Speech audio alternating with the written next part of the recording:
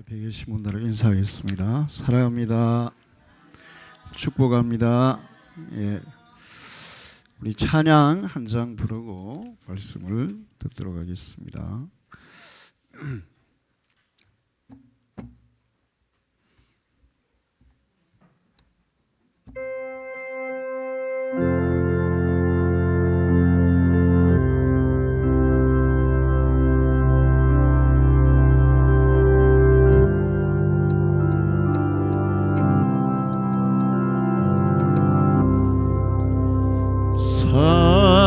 서초의 봄바람 불어있고 하나님 아버지 모셨으니 믿음의 반석도 든든하다. 우리 집 즐거운 동산이라. 고마워라 임마누엘.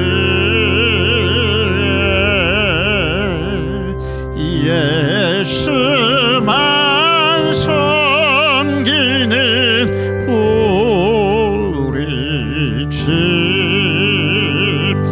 고마워라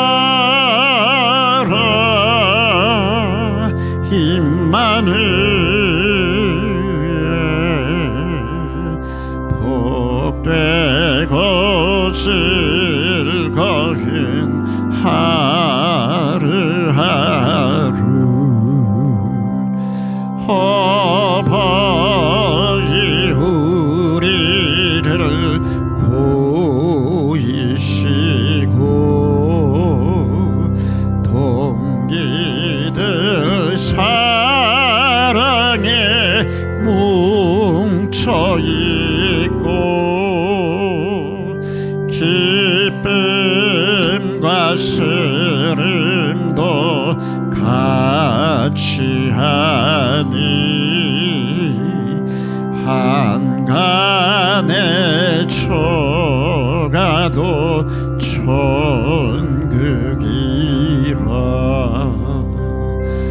고마워라 임마누엘.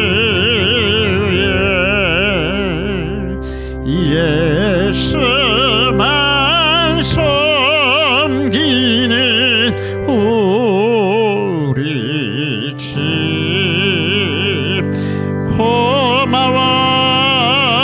고마워라 임마누엘. 복되고 즐거운 하루하루. 아침과 저녁에 수고하여 다 같이 일하는 온 식구가 한 상에 둘러서 먹고 마셔. 여기가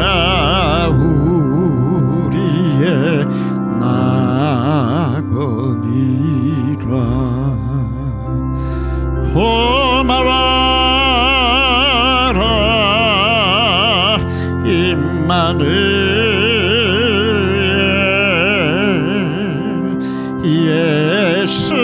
예수만 섬기는 우리 집. 고마워라 임마누엘.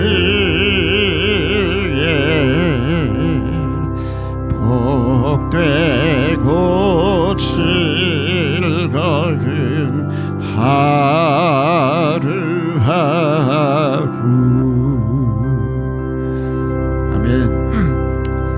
여러분의 가정이 이와 같은 가정이 되기를 축원합니다.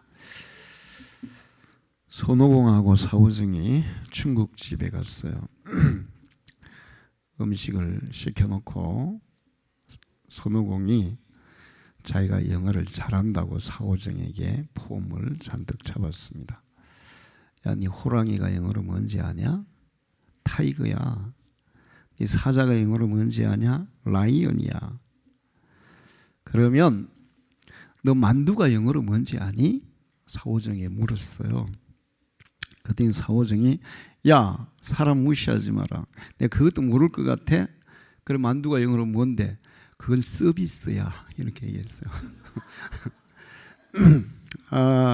예, 동문서답에 대한 얘기인데 사오정하고는 사실 이 상대가 항상 동문서답을 하죠.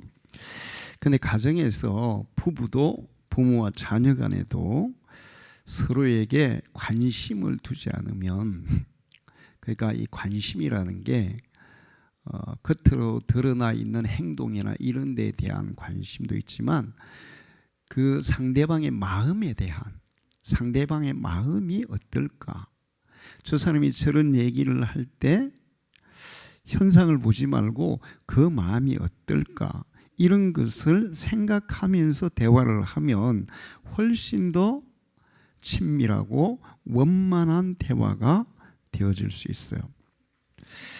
그런데 대화를 하는데 서로의 마음이 통하지 않으면 이렇게 사오정과 같은 그런 대화를 할 수밖에 없습니다. 좋은 가정은 대화가 서로 통하는 가정이에요. 대화가 통한다는 것은 서로의 마음의 생각이 서로에게 전달되고 그게 받아들여지고 이해가 되고 용납이 되는 그런 가정이 정말 좋은 가정인 줄로 믿습니다. 어떤 교회에서 신자 두 분이 농사를 짓는데 고추 농사를 지으려고 그랬어요. 그런데 두 분의 목표가 똑같았어요. 이번 고추 농사에서 1000근의 고추를 따겠다. 1000근의 고추. 그러니까 거의 뭐 사업으로 이제 고추 농사를 하려 하는 거죠.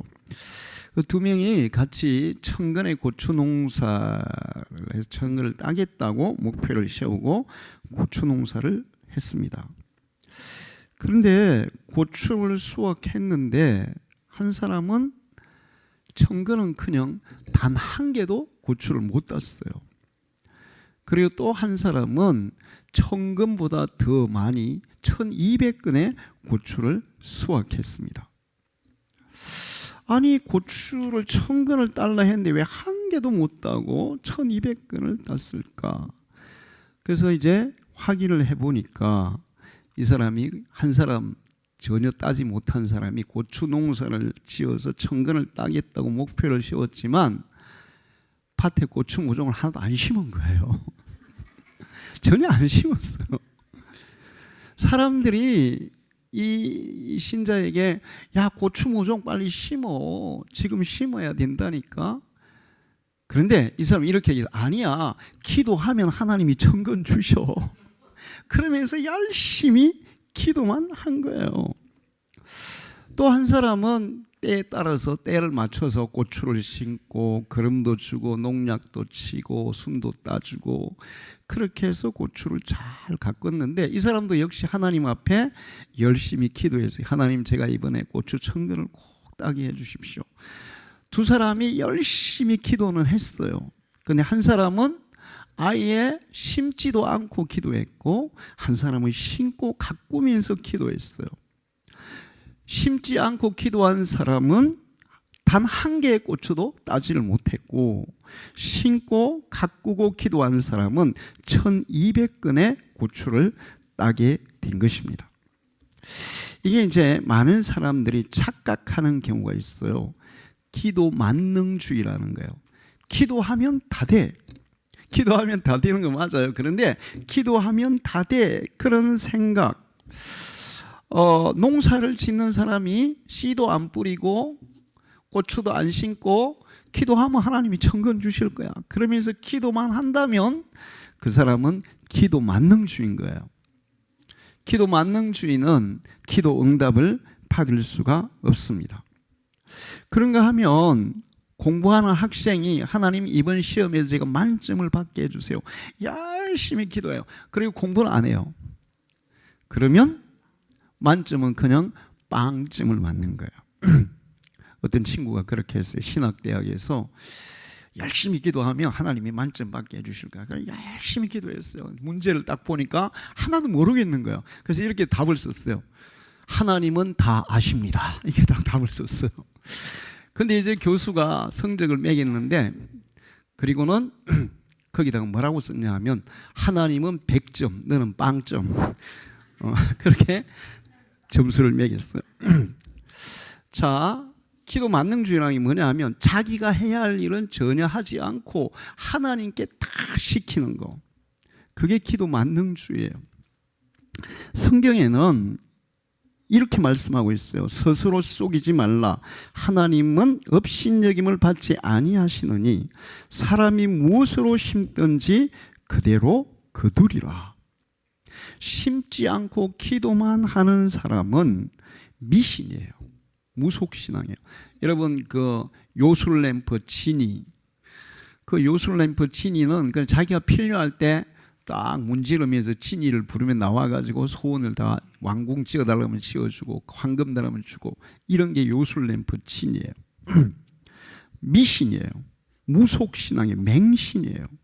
하나님은 인격적인 분이시기 때문에 하나님의 말씀을 따라서 하나님이 원하는 행동을 하면서 기도할 때 하나님이 들어주시는 줄로 믿습니다.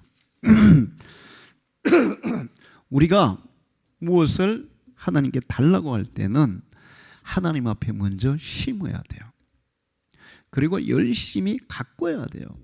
그러면서 기도해야 하나님이 주시지, 심지도 않고 가꾸지도 않고 달라고만 하면 그거는 자기 할 일은 안 하고 자기가 해야 할 일을 안 하고 하나님께 다 떠맡기는 겁니다. 그건 굉장히 안 좋은 방법이에요. 우리 부모님들이 자녀들을 키울 때 이제 뭐 아주 어릴 때는 그렇지만 조금 자라면 자녀들이 해야 할 일은 자녀들이 하게 해야 돼요. 제가 우리 친척들 중에 이제 아이들이 크는 걸 다 커서 이제 나이가 다 이제 뭐 30 넘고 40 되고 막 그랬어요. 근데 그 아이들의 삶의 스타일을 보면 부모가 어떻게 키웠는가에 따라서 완전 달라요. 어릴 때부터 부모가 다 해준 아이들이 있죠. 성인이 되었는데도 자립심, 독립심이 없어요. 계속 부모한테서 뭐를 받으려고 그러고 부모 의지하려고 그러고, 그리고는 자기 해야 할 일을 못해요. 아예. 요즘 집집마다 누가 그러더라고요. 어제 나하고 통화를 하는데 자기가 딱 보니까 요즘 우리나라의 집집마다 30살, 30살 넘은 아이들 중에 70%는 노는 애들이 한 명씩 있다는 거예요. 집에서 상가고 노는 애들이 있다는 거예요. 그러면서 하는 얘기가, 그거는 부모들이 자식들에게 무조건 다 해줘서 그렇다는 겁니다. 다 해줘서. 독립심, 자립심을 못 키워줬다는 거예요. 하나님은 우리가 해야 할 일을 우리가 하면서 기도할 때 응답 주시는 줄로 믿습니다.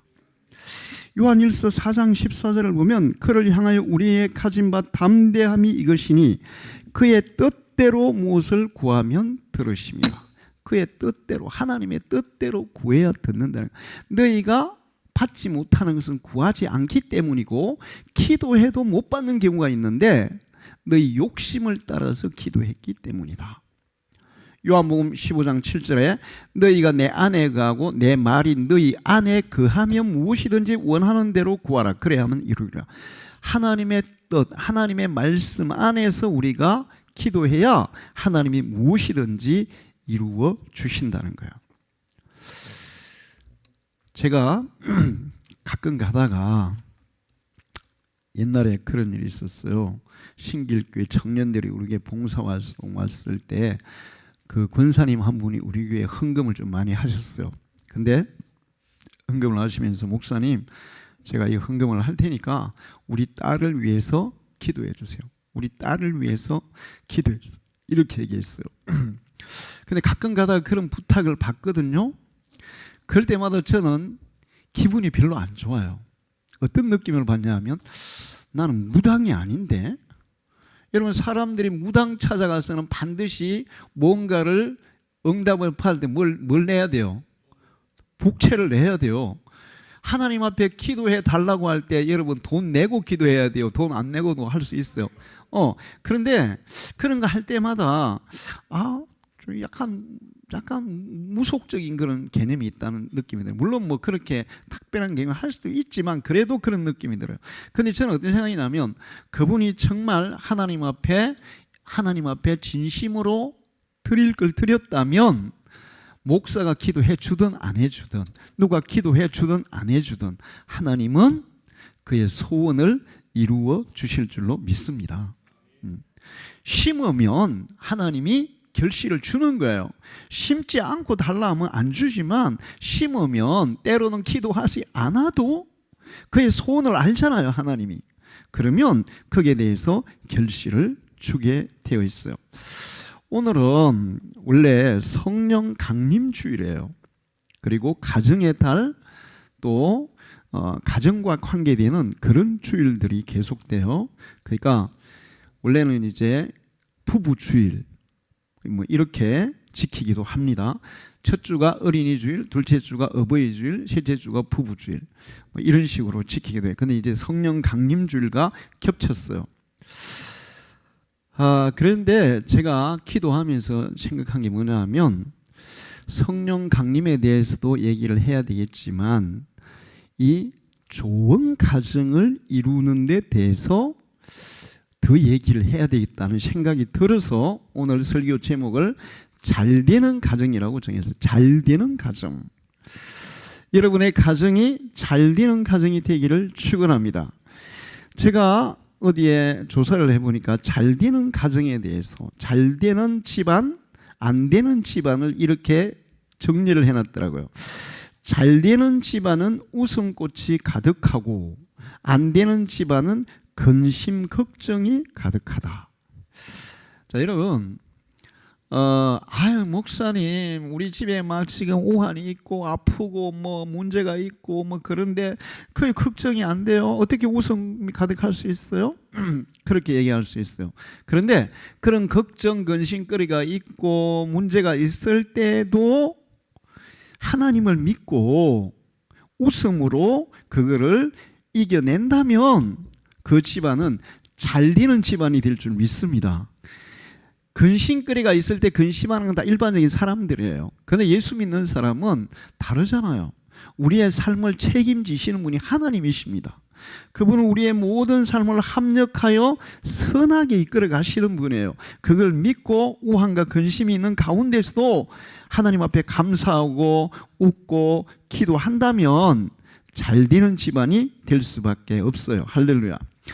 잘 되는 집안은 감사와 기쁨이 주식이고 안 되는 집안은 불평과 원망이 주식이다. 주식이 뭐예요? 그냥 밥 먹는 것 같은 거예요. 잘 되는 집안은 감사와 기쁨이 밥 먹는 것 같다는 거예요. 안 되는 집안은 불평과 원망이 밥 먹는 것 같다는 거예요. 잘 되는 집안은 똘똘 뭉쳐 하나가 되고 안 되는 집안은 뿔뿔이 흩어져 콩가루가 된다. 요즘 콩가루 집안 너무 많죠. 그러면 절대로 집안이 잘 될 수가 없어요. 자녀들도 잘 될 수가 없어요. 그 다음에 잘 되는 집안은 어른을 공경하고 안 되는 집안은 자식을 공경한다. 잘 생각해야 돼요. 요즘 그런 얘기 하잖아요. 그 시아버지가 같이 살다가 집을 나가면서 뭐 자기를 6번이라고 며느리한테 뭐 다 1번 뭐 해라 2번 뭐 해라 쭉 하고 마지막에 6번은 이제 나가겠다 이렇게 얘기했다잖아요. 자, 그러면 이 잘 되는 집안이 될 수 없습니다. 그 다음에 잘 되는 집안은 가정을 위하고 안 되는 집안은 가옥을 위한다. 가정을 위하는 거하고 그냥 눈에 보이는 건물을 위하는 게 다른 거예요. 많은 사람들이 더 큰 집에서, 더 화려한 집에서 또 뭐 집을 예쁘게 막 가꾸어서 사는 데 관심이 많아요. 그보다는 가정을 아름답게 가꾸는 데 더 집중해야 될 줄 믿습니다. 잘 되는 집안은 온기가 가득하고 안 되는 집안은 냉기가 가득하다. 여러분, 아이들이 가출을 많이, 우리나라 아이들 가출하는 애들이 6만 명이 넘는데요. 근데 왜 가출을 할까요? 문제를 일으켜서 죄를 짓고 경찰이 붙잡아서 집으로 보내주려 하면 집에 안 가겠다고 한다는 거예요. 그런데 집안이 따뜻하면 아이들이 밖으로 돌겠어요? 집 안으로 올라가겠어요? 집 안으로 오겠죠. 집이 바깥보다도 냉기가 도니까 아이들이 막 가출하고 나가는 거예요. 잘 되는 집안은 나눔을 즐거움으로 삼고 안 되는 집안은 돈 세는 것을 즐거움으로 삼는다. 잘 되는 집안은 나누는 것을 즐거움으로 삼아요. 잘 되는 집안은 자신을 위해 관리비를 쓰고 안 되는 집안은 아파트 관리비만 사용한다. 잘 되는 집안은 나은 방법을 찾아 행동으로 옮기지만 안 되는 집안은 그냥 그날이 그날이다. 잘 되는 집안은 성실이 가운이고 안 되는 집안은 실성이 가운이라는 거예요. 실성이 뭐죠? 정신이 획가닥한 거죠. 잘 되는 집안은 적극적인 언어를 사용하고 안 되는 집안은 부정적인 언어를 사용한다. 그 다음에 잘 되는 집안은 대상을 가려서 싸우지만 안 되는 집안은 암호하거나 부딪힌다. 그 다음 잘 되는 집안은 고마워가 공룡의고 안 되는 집안은 이게 뭐야가 공룡의다. 잘 되는 집안, 고마워, 미안해, 감사해, 이게 공룡어예요. 그냥 수시로 나오는 거야. 안 되는 집안은 이게 뭐야, 왜 이러는 거야, 이게 공룡어라는 거예요. 그 다음에 잘 되는 집안은 할 말, 안 할 말 가려서 하고 안 되는 집안은 싫어하는 말만 골라서 한다. 저희가 어릴 때 정말 부모들이 다들 좀 무지해서 자식들에게 온갖 막 폭언, 욕설, 그 욕도 있잖아요. 뭐 어떤 부모들 그래, 쇠가 만발이나 빠진 놈이라고. 어떤 그렇게 자기 자식 혀가 다 빠지면 좋겠어? 응? 이 빌어먹을 놈아 막 이런 그런 말들을 아무렇지도 않게 막 내요. 근데 내가 그런 말들을 듣고 자란 애들을 보면 별 볼 일 없더라고요. 다 빌어먹지까지는 않지만 막 그래요. 할 말 안 할 말을 가려서 해야 돼요. 잘 되는 집안이 되려면. 잘 되는 집안은 사람이 들끓고 안 되는 집안은 해충만 들끓는다. 그 다음에 잘 되는 집안은 잘해보자고 말하고 안 되는 집안은 해보나 마나 뻔해, 이렇게 얘기한다는 거예요. 잘 되는 집안은 자신을 바꾸고 안 되는 집안은 상대방을 바꾸려 한다는 거예요. 제가 살아보니까 이제 진짜 이게 진리더라고요. 내가 바뀌면 상대방도 바뀌어요. 할렐루야. 나는 절대로 안 바꾸면서 상대방을 바꾸려 하면 사람은 잘 바뀝니까? 안 바뀝니까? 안 바뀌어요. 예수님의 방법이 그랬어요. 예수님은 상대방을 바꾸려고 하지 않아요. 그냥 그대로 받아주고 포용해주고 용서해주고 또 위로해주고 치료해주고, 그럴 때 사람들의 변화가 일어난 줄 믿습니다. 이게 잘 되는 집안을 이루는 방법이라는 거예요. 일반적으로 그렇게 얘기해요. 또 어떤 얘기가 있냐면 잘 되는 삶을 살면 어떻게 해야 되냐. 잘 되는 집안을 얘기하고 이제는 내가 잘 되는 삶을 살려면 어떻게 해야 되냐. 남을 기쁘게 하라. 남을 기쁘게 해야 나도 기쁘게 한다. 다른 사람을 기쁘게 하는 일에 힘쓰라는 거예요. 자, 그래야 내 삶이 잘 된다는 겁니다. 끊임없이 베풀어라. 샘물은 퍼낼수록 맑아지기 마련이다. 여러분, 샘물은 퍼내면 그냥 떨어집니까? 계속 나옵니까? 퍼낼수록 잘 나와요. 여러분, 하나님이 우리의 샘물이에요. 할렐루야. 그러니까 여러분이 계속 퍼서 남에게 주면 하나님은 계속 끊임없이 우리에게 공급해 주는데, 그런 성경은 주라 그리하면 흔들어서 눌러서 넘치도록 너희에게 채워주리라. 할렐루야. 예, 그러니까 그렇게 살면 잘 되는 거야. 제가 이렇게 요즘 세계적인 막 부자들, 워렌 버핏, 빌 게이츠, 그다음에 또 뭐 우리가 이름 잘 모르는 사람인데, 이런 사람들이 세계 제일 부자들이잖아요. 근데 그분들은 다 퍼주는 삶을 살더라고요. 할렐루야. 안 될 이유가 있다면 될 이유도 있다는 것을 말하라. 그래, 이게 안 돼. 그럼 될 이유도 있어. 될 수도 있어. 그거를 얘기하라는 거야. 약속을 지켜라. 사람이 못 믿는 사람이면 하나님도 못 믿는다. 여러분, 이거 꼭 기억하세요. 저는 이거를 굉장히 중요하게 생각해요. 어린아이 하나한테 한 약속도 반드시 지켜야 한다. 반드시 지켜야 한다. 어린아이뿐만 아니라 사람에게 한 약속, 하나님께 한 약속 반드시 지켜야 돼요. 사실 제가 이제 아이들이나 청년들을 이렇게 보면 목사님하고 한 약속을 개떡같이 생각하는 아이들이 있어요. 내가 목사니까 그 영혼들을 품고 끝까지 천국으로 끌어가야 되니까 그냥 기다려주고 또 뭐 기도해주고 또 용서해주고 하지만, 내가 사장이면 저는 바로 잘라버려요. 약속을 안 지키는 사람 어떻게 그거 신뢰할 수 있겠어요? 바로 잘라버려요. 세상은 그렇습니다. 자, 불평을 하지 마라. 불평은 자신을 파괴하는 자살폭탄이다. 기쁘게 손해를 봐라. 손해가 꼭 손해만은 아니다. 때로는 내가 조금 손해보는 것이 나에게 더 큰 유익으로 다가올 수도 있습니다. 그리고 요즘 청년들에게 꼭 필요한 요행을 바라지 마라. 요행을 바라다가 쪽박을 찬다. 여러분, 옛날에 우리 속담에 티끌 모아 뭐라 그랬어요? 태산이. 티끌을 모아서 태산을 이루면 태풍이 와도 해오리 바람이 불어도 그건 날아가지 않습니다. 근데 막 종이 상자를 박스를 쌓아가지고 태산을 만들어 보세요. 그 요행을 바라서 얻은 것과 같은 거예요. 그러면 뭐 조그만 바람이 다 날아가 버려요. 요행을 절대로 바라지 마세요. 그냥 요행이 되는 것은 그것은 불행의 근원이 됩니다. 여러분은 열심히 수고해서 하나하나 차근차근 티끌 모아 태산을 이루어 가기를 축원합니다. 맑고 힘찬 노래를 부르라. 그것이 성공의 행진곡이다. 맑은 노래, 힘찬 노래. 그 우리나라에도 배호라든지 김광석이라든지 이런 사람들 보면 막 슬픈 노래 많이 부르잖아요.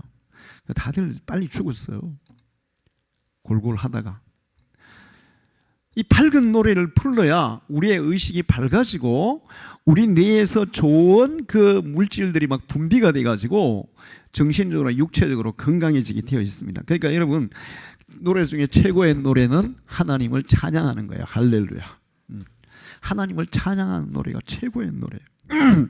감사하고 또 감사라. 감사하면 감사할 일이 생긴다. 감사할 일이 생겨서 감사하는 것은 누구나 할 수 있어요.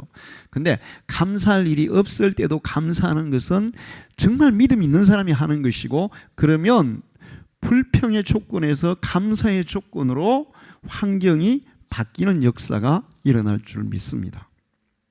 남의 잘함을 보고 박수를 쳐라. 그래야 복을 받는다. 우리나라가 어떤 교수가 얼마 전에 강연하는데 우리나라 사람들이 심보가 좀 못된 게 있대요. 그거 고쳐야 우리가 세계적인 그런 선진국으로 갈 거다. 더 선진국으로 갈 거다. 우리나라 사람들이 반드시 고쳐야 할 심보는 뭘까요? 사촌이 논을 사면 배가 아프다. 아니 사촌이 노는 사는데 왜 배가 아픕니까? 박수 쳐줘야지. 야 잘했다. 정말 잘됐다. 그래야 나도 복을 받는다는 거야. 할렐루야.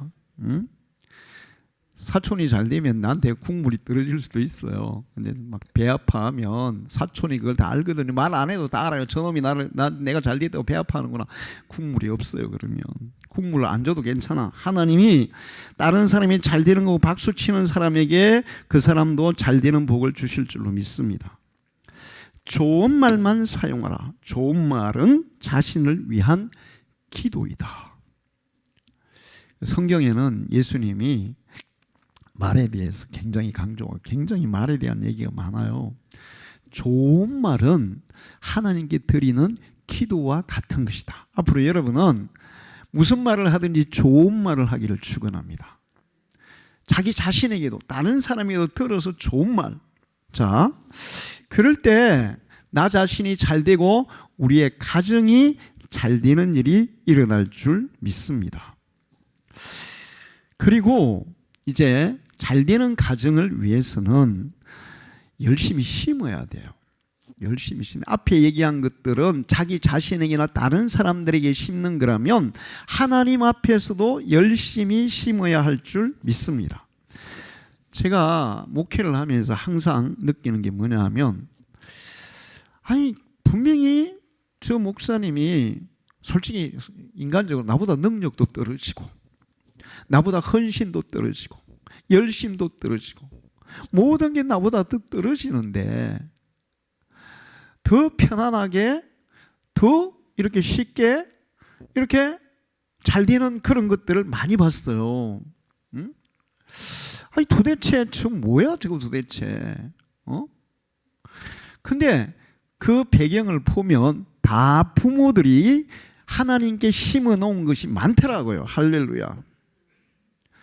우리 부모님은 예수를 안 믿었기 때문에, 내가 예수 믿고 전도했기 때문에 하나님께 별로 심어 놓은 게 없어. 그러니까 뭐 하나 하려면 다른 사람보다 한 막 10배, 20배 막 수고해야 겨우 그 사람만큼 할 수 있는 거예요.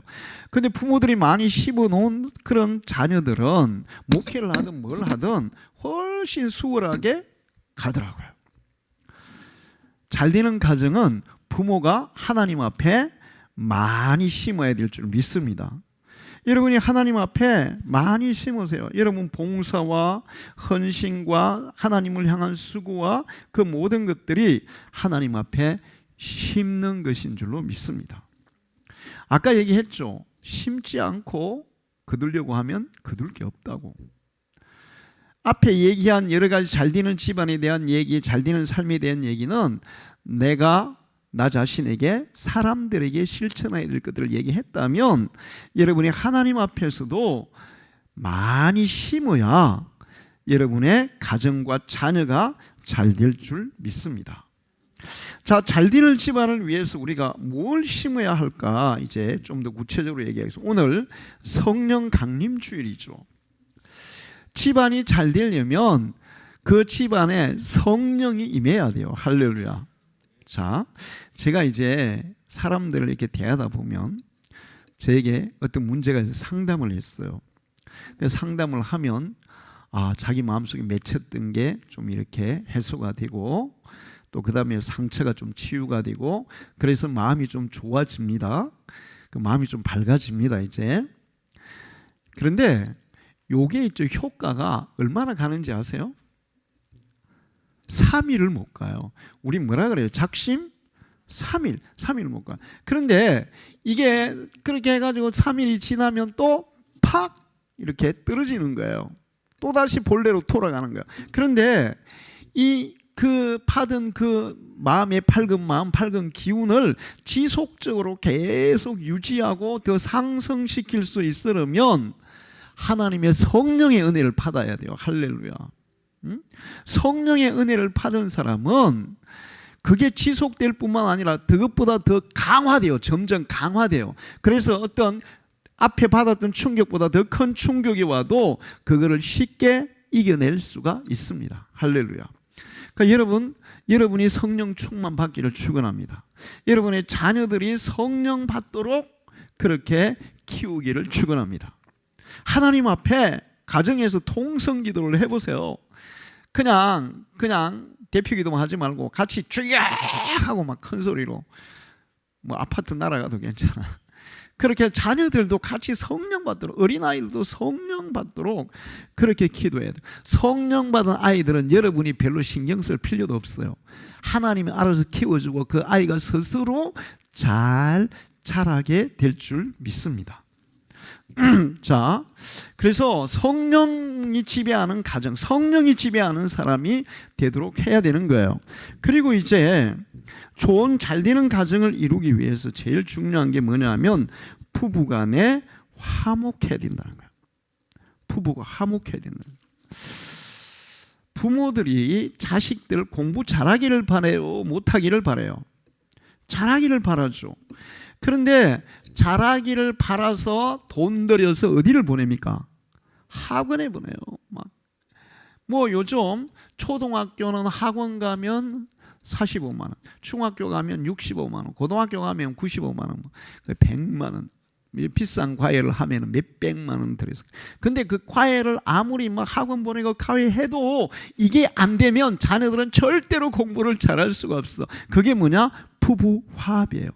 그래서 학자들이 그렇게 해요. 당신 자녀들이 공부를 잘하는 아이가 되기를 바란다면 부부가 화합하는, 화목한 모습을 자녀들에게 보여주라. 할렐루야. 화목한 모습을 보여주라. 왜 그런가 하면 옛날에 우리가 자랄 때는 IQ가 높은 사람이 공부 잘한다 그랬죠. 근데 이제 2000년대 들어가지고는 뭐가 높은 사람이 공부 잘한다 그랬어요? EQ가 뭐예요? 정서적으로 안정된 사람이 공부 잘한다는 거야. 그래서 그런 얘기예요. 히프가 무거운 사람이 공부 잘한다. 정서적으로 불안한 애들은 히프가 가벼워요. 5분을 앉아서 있지를 못해요. 그냥 공부하다가 화장실 갔다가, 공부하다가 물 먹으러 갔다가, 공부하다가 뭐 딴짓 했다가, 이게 정서적으로 불안하기 때문에. 여러분, 그 정서 불안에 가장 크게 나타나는 게 뭐예요? ADHD. 잠시도 가만히 있지를 못해. 그냥 계속 움직여야 돼. 애들이 공부를 잘하려면 정서적으로 안정이 돼야 되는데, 그러려면 부부가 화목한 모습을 보여야 자녀들이 정서적으로 안정이 돼서 공부를 잘한다는 것입니다. 싸울 일이 부부간에 있을까요, 없을까요? 여기서 한 번도 부부싸움 안 해본 사람 손 들어보세요. 나 그분에게 상 주고 싶어요. 왜 그런가 하면 우리 부부도 많이 싸웠거든요. 많이 다퉜거든요. 근데 부부간에 싸울 일이 있어요. 그런데 자녀들 앞에서는 절대로 싸우지 마라. 싸우지 마라. 싸울 일이 있으면 밖에 나가서 싸우고, 자녀들한테 올 때는 다 풀고 해결하고 웃으면서 와야 돼요. 그래야 자녀들이 정서적으로 안정이 되고 공부에 집중할 수 있고 자녀들이 잘 되는 자녀가 될 수 있을 줄로 믿습니다. 어떤 그 강연장에서 노인들, 할머니들이 모인 강사가 물었어요. 여러분 중에 다시 태어나면 지금 남편하고 결혼하실 분 손 드세요. 다시 또 결혼할 손을 아무도 손 안 대. 할머니 하면 딱 손 드는 거예요. 신기하잖아요. 다른 사람들이 다 뭐 손 안 드는 이유 알죠? 거기 그 TV에서 옛날에 노인들 그 퀴즈, 이렇게 퀴즈에 남편이 문제를 내고 아내가 답 맞추는데 답이 선생님 분이었거든요. 근데 막 남편이 막 질문을 하는데 아내가 계속 못 맞추는 거야. 그랬더니 마지막에 남편이 당신하고 나하고 사이 막 그랬더니 평생 왼수. 이게 그렇잖아요. 그래서 이제 할머니 하면 손들이가 너무 신기하잖아. 그래서 이제 물었어요, 강사가. 아니, 할머니는 얼마나 부부관계가 이게 금슬이 좋기 때문에 그렇게도 다시 태어나도 같이 산다고 하십니까? 그랬더니 그놈이 그놈이야. 그놈이 그놈이야. 그런데 이게 부부가 서로 만나가지고 안 싸운다는 것이 있을 수가 없어요. 만약에 안 싸우는 부부는 서로에게 관심이 있다 없다? 관심이 없는 거야. 무관심한 거야. 무관심한 사람은 싸울 필요 있어요, 없어요? 응? 싸울 필요가 없지. 관심이 있기 때문에 싸우는데 싸울 수 있어요. 자녀들 앞에서는 싸우지 말고 밖에 나가서 반드시 싸우라. 그리고 화해하고 들어와서 자녀들에게는 언제 싸웠느냐? 그냥 다정하고 화목한 모습을 보이라는 거예요. 그래야 가정이 잘 되는 가정이 될 줄 믿습니다. 그 다음에 두 번째는 부모가 본을 보여야 돼요. 본을. 걔들은 자식들에게 똑바로 가라 이렇게 얘기한대요. 근데 자식들이 전부 다 어떻게 걸어요? 옆으로 걸어요. 왜? 부모가 옆으로 걸으니까 옆으로 걷는 거예요. 아이들은 말로 가르쳐서 따르는 게 아니라 부모의 행위를 보고 따르는 거예요. 자, 대표적인 케이스가 솔로몬이에요. 솔로몬이 잠언을 얘기할 때 뭐라고 얘기합니까? 처음에 시작할 때 여러분 이렇게 합니까? 자녀들아 이렇게 얘기합니까? 자녀들아, 내 자녀들아, 내가 가르치는 이 교훈, 이 잠언을 잘 배워서 지켜라. 그러면서 잠언 3천수를 얘기했대요. 자녀들에게 얘기한 거를 잠언서에 기록한 거예요. 그런데 솔로몬의 자녀들이 정말 솔로몬이 말하는 잠언의 말씀대로 살았습니까? 어떻게 살았습니까? 반대로 살았어요. 이유는 뭐예요? 솔로몬이 말은 그렇게 하고 자기 행동은 반대로 했거든. 그러니까 말을 따르는 게 아니라 부모의 삶을 따르는 거예요. 제가 이 지역에도 그렇고 많은 사람들 얘기를 들어보면 아버지가 알코올 중독자면 자식이 알코올 중독이 거의 다 알코올 중독이 되는 거야. 아닌 경우에 특별한 경우에 있어. 우리 최 장로님 같은 경우는 정말 특별한 케이스야. 예수 믿었기 때문에 가능한 거야. 할렐루야. 자, 그런데 제가 있잖아요. 이 사촌에서 알코올 중독 아버지들이 많았거든요. 근데 이놈들을 보면 이제 초등학교 때 나 절대로 술 안 먹어요. 나 안 먹을 거야. 막 그러는데 중학교만 가면 술 마시고 있어. 알코올 중독돼. 말을 따르는 게 아니라 부모의 행동을 그대로 따라요. 토박하는 사람들의 자녀는 또 토박하게 되어 있고, 바람 피는 사람들의 자녀는 바람 피게 되어 있고, 행위를 따르는 거예요. 그러니까 부모들이 자녀들에게 본을 보여야 될 줄 믿습니다. 기도하는 본을 보이세요. 하나님 섬기는 본을 보이세요. 이웃에게 대하는 본을 부부간의 그도 보이세요. 생활하는 얼마나 성실하고 진실하게 바르게 사는 분도 보이세요. 그러면 자식들은 다 따라올 줄 믿습니다. 자, 그 다음에 이제 중요한 게 자녀들을 바르게 교육해. 바르게. 앞으로 여러분 미래는 기술을 배울 필요가 없는 시대가 될 수 있어요. 용접, 자동차 운전도 배울 필요가 없는 시대가 돼요. 왜 그런가 하면 뭔 차가 나와요? 자율주행차. 택시도 이제 택시 기사 필요 없어. 자율 택시가 와가지고 그냥 딱 이렇게 뭐 휴대폰으로 연결해가지고 내가 어디 위치에 있든 택시가 자율적으로 딱 와다 태워다니니까 택시 기사도 필요 없지. 그 다음에 운전 뭐 기술도 필요 없어. 그래서 앞으로는 공부도 안 해도 되는 그런 시대가 올 거다. 이런 얘기를 하더라고요. AI, 생성형 인공지능, 챗 GPT, 자율주행 자동차, 인간과 꼭 닮은 로봇들. 지금 그런 것들이 실현되고 있어요. 이제 식당에 가면 뭐가 배달을 합니까? 로봇이 막 배달하잖아요. 또 어떤 데는 커피 만드는데 로봇이 커피 만들고, 어떤 데는 식당에 또 로봇이 조리도 하더라고요. 자, 그래서 앞으로는 이제 공부도 필요 없고, 그 다음에 뭐 기술도 필요 없고 그런 시대. 이제는 이거 뭐예요? 탁 이거 누르기만 하면, 자판을 누르기만, 아니면 컴퓨터, 휴대폰이 딱 누르기만 하면 다 알아서 되는 그런 시대가 될 거다. 공장에서도 이제 뭐 공무원들도 필요 없다는 거예요. 이제 뭐 로봇이 알아서 다 하고. 그 다음에 요즘 또 아주 웃기는 게 있는데 챗 GPT라는 게 나왔어요. 기자들이 기사를 쓰는데 직접 와서 챗 GPT에게 자 이런 데 대해서 기사를 써달라 하면 그게 딱 써주는데 너무 잘 써주는 거예요. 그 다음에 소설 있잖아요.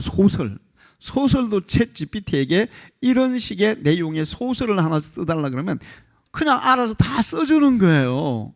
그래가지고 요즘 자소서 있잖아요. 자소서가 뭐예요?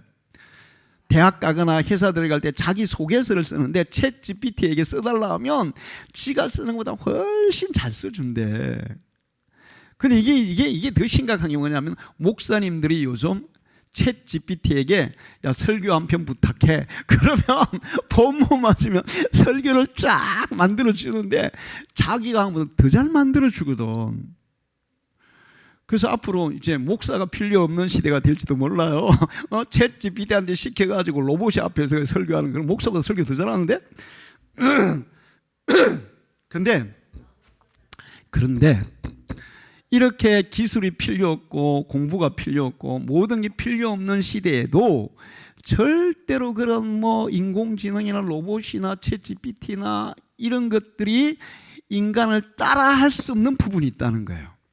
미래는 이런 사람이 지배하는 세계가 될 거다.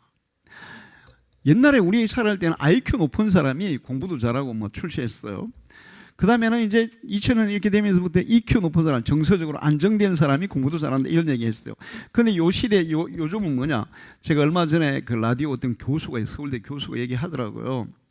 이제 기술이 그렇게 발달해서 기술도 필요 없고 공부도 필요 없지만 반드시 필요한 게 있다. 그게 CQ다. 인격이다. 성품이다. 여러분, 로봇이 사람 성품 따라 할 수 있어요? 없어요? 못 따라해요. 인격을 따라할 수가 없어요. 그래서 앞으로는 좋은 인격을 가진 사람, 성품 좋은 사람이 세상을 지배할 것이다. 그러니까 CEO가 되고 또 높은 그런 위치에 올라가는 사람이 누가 될 것이냐? 성품 좋은 사람이 될 것이다. 그래서 성품 교육이 중요하다는 거예요. 여러분이 아이들을 키울 때 미래 인재들로 키우려면 좋은 성품을 가진 아이들로 키워야 될 줄 믿습니다. 저는 사실 주일 오후에 성품 공부하잖아요. 어떻게 보면 하나님께서 저한테 미리 그거를 교육시키게 했을 수도 있어요. 저는 그거 그렇게 막 거기까지 생각 안 하고 그 성품이 중요하다고 생각했지만 그 방송에서 그 교수가 얘기하는데 정말 그렇겠다. 앞으로 뭐 기술을 배울 필요도 없겠네. 응? 다 알아서 해주는데 뭐 다 설교도 다 해주는데 그런데 설교라는 것이 그냥 말로만 하는 게 아니거든요. 목회자의 인격을 보는 거거든요. 할렐루야.